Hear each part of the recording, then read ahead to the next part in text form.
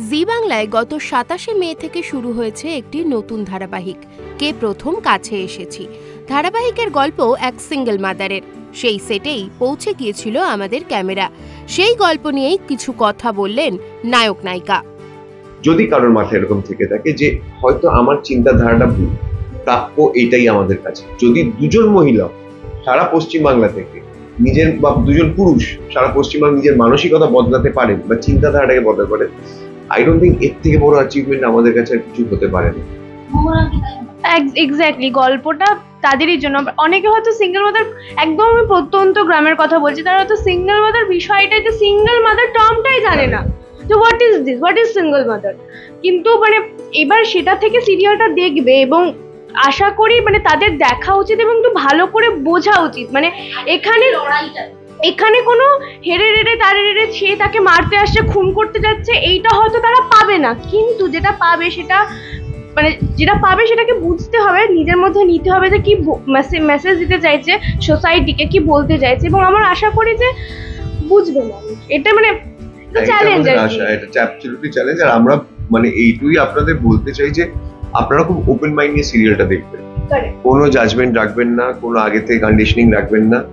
আপনারা যদি বুঝতে পারেন না পারেন ডাজ নট ম্যাটার, আপনারা জাস্ট কোনো জাজমেন্ট না নিয়ে সিরিয়ালটা দেখবেন, গল্পটাকে এনজয় করুন, এর বাইরে কিছু চাই না।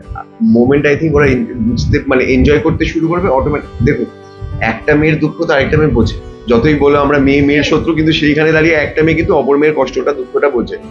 হতে পারে অ্যাবসলিউটলি, যারা পুরুষ যত না বুঝতে পারে, আরেকজন মহিলার দুঃখ কষ্ট পুরোটাই বুঝতে পারে। তো সেখানে দাঁড়িয়ে আশা করছি আমরা যেভাবে প্রেজেন্ট করতে চলেছি জিনিসটাকে, ওনাদের খুব ভালো লাগবে। অ্যান্ড আই এম শিওর যে কিছু সংখ্যক লোকের আমরা হার্ট অ্যান্ড সোল চেষ্টা করব মানসিকতা বা চিন্তাধারাটাকে বদলানো।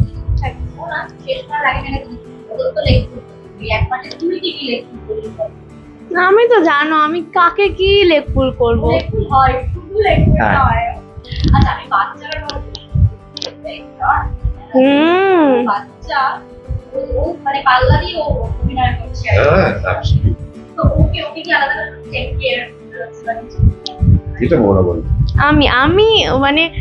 আমি লাকি এই দিক থেকে। আমি জানি না কেন, হয়তো আমি বাচ্চাদের ওরা কি ভাবছে সেটা বেশি বুঝতে পারি। আমি বাচ্চাদের, তুমি কিন্তু মাঝখানে এগুলো ঢুকিও না, আমি বলছি, আমাকে বলতে দাও তো।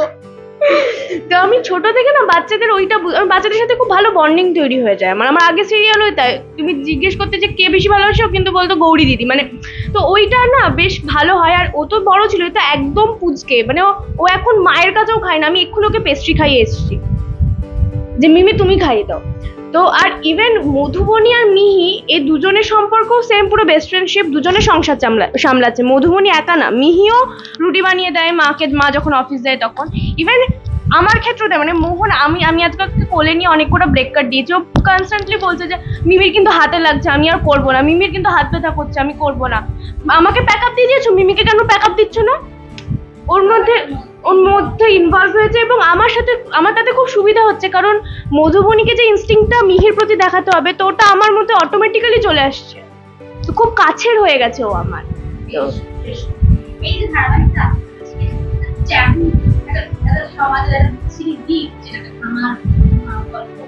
সেটাও যখন আসবে, সাথে অনেক রোম্যান্স, অনেক তোমরা কি মনে করো? ধারাবাহিকের তো একটা গতি থাকে, একটা বিষয় থাকে যে ধারাবাহিক এই ধরনের, এইটা কি মানবে এই সিরিয়ালটা, দর্শক কিভাবে নেবে? এক্সপেকটেশন তো তাই, গল্পটা যেভাবে প্লেস করা হচ্ছে, একটা জিনিস আমার যেটা মনে হয়, যে কোনো হার্ড হিটিং ফ্যাক্ট ভারতীয় audience needs a little bit of masala. তুমি একটা সত্যি কথা যদি ব্লেটেন্টলি বলো, অডিয়েন্স অ্যাকসেপ্ট করে না। এবার এরকম একটা ট্যাবু টপিককে আমরা যখন সিরিয়ালের মাধ্যম দিয়ে নিয়ে আসবো, আই থিঙ্ক সেখানে অ্যাকসেপ্টেন্স হওয়া উচিত। কারণ বেসিক আমরা আগেও বলেছি যে এটা তো শুধু সিরিয়ালটা মনোরঞ্জনের জন্য লোকেরা দেখেন, কিন্তু এই সিরিয়ালের টপিকটার অনেক লেয়ার্স আছে। যদি আমরা সেভাবে ছালটা ছাড়াতে চাই, একজন সিঙ্গেল মাদার যে যাকে সমাজ একটা অন্য চোখে দেখে, এটা রিয়েল লাইফেই হয়, সেখানে দাঁড়িয়ে তার স্ট্রাগল, তার ফাইট, তার মাতৃত্বকে আমরা ওভারলুক করে যাই, আমরা তখন কোয়েশ্চেনিং বা জাজমেন্টে চলে যাই। মহিলাটা কেন সিঙ্গেল হলো, কি করে টাকা কামাচ্ছে, হ্যাঁ কিভাবে মেয়েকে বড় করবে বা ছেলেকে বড় করবে, হঠাৎ এত রাতে বাড়ি ফিরছে কেন, হঠাৎ সকালে যাচ্ছে কেন, ভেরিয়াস কোয়েশ্চেন্স অ্যাজ সাচ। এই কোয়েশ্চেন গুলো আশা করছি মধুবনীর জীবনে মধুবনী ফেস করেছে বা করবে সিরিয়ালের সাথে সাথে। তার সাথে এফেক্টেড হয় তার সন্তান, যে আগামী প্রজন্ম তৈরি করতে চলেছে আমাদের জন্য, এই দেশের জন্য, পৃথিবীর জন্য। তার একটা ডিস্টার্ব চাইল্ডহুড থাকে, তার রিপারকাশনস তার হয়তো পার্সোনাল লাইফে গিয়ে পড়বে, কিন্তু সমাজ সেটাকে কিউমুলেটিভলি দেখতে পারে না, ওভারলুক করে যায়, মানুষটাকে মানুষ হিসেবে দেখেন। সেইখানে দাঁড়িয়ে ঋগদেব সেনগুপ্ত বা সেনগুপ্ত ফ্যামিলির একটা যে, মানে আমার চরিত্রটাকে বলছে, আমার চরিত্র যে ছেলেটা চরিত্র দেখাচ্ছে, সে তো সমাজের ঊর্ধ্বে গিয়ে মধুবনীকে মধুবনী হিসেবেই দেখেছে।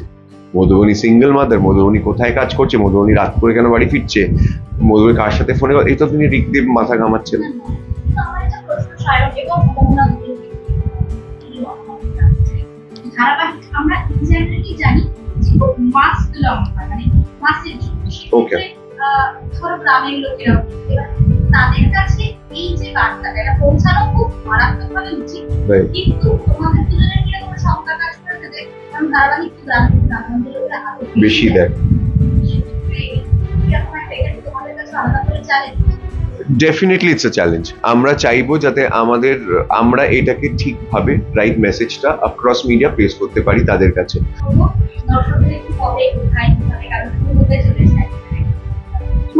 না তুমি বলো। চোখ রাখতে হবে জি বাংলায়, মধুবনী, ঋগদেব আর মিহি আসছে কে প্রথম কাছে এসেছি 27 মে থেকে সন্ধ্যে 6:30, প্রতিদিন সন্ধ্যে 6:30। শুনে নিলাম ধারাবাহিকের গল্প নিয়ে অনেক কিছু, কিভাবে একজন সিঙ্গেল মাদার সমাজের নানা প্রতিকূলতাকে এড়িয়ে মেয়েকে মানুষ করছেন, সেই কথাই উঠে এলো তাদের আড্ডায়। এইরকম আরও নতুন নতুন ভিডিও পেতে নজর রাখুন আমাদের চ্যানেলে, পাশে থাকা বেল আইকনটি ক্লিক করতে ভুলবেন না।